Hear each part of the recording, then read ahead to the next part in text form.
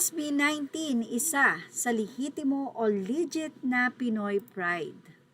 Anyway, patuloy na itinataas ng SB19 ang bandera ng Pilipinas sa pandaigdigang entablado matapos silang maging kauna-unahang Filipino act na nagtanghal sa Lollapalooza Chicago 2026 at kanilang performance ay kabilang pa sa mga itinampok na pinakamahusay na sandali ng festival ng ilang international media. Tandaan, hindi po basta-basta nakakapasok sa Lollapalooza at alam natin ang reason kung bakit ang SB19 ay nakapagtanghal doon.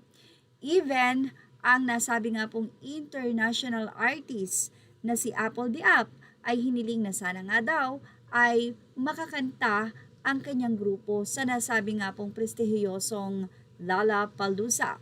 Hindi lamang ang kanilang musika ang pinuri, umani rin ng papuri ang kanilang mga kasuotang hango sa kulturang Pilipino na nagbigay diin sa kanilang layuning dahil ang identidad at sining ng Pilipinas sa isang global audience.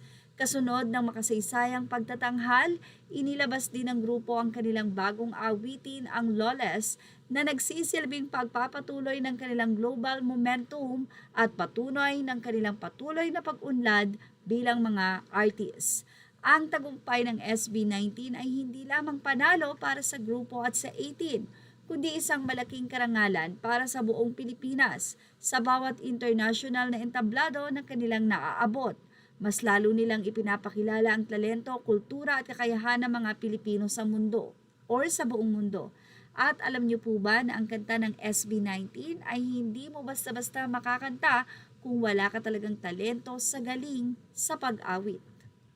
Congratulations din our very own Miss Supranational 2026, Katrina Liagado, Philippines. Grabe talaga ang Pinoy.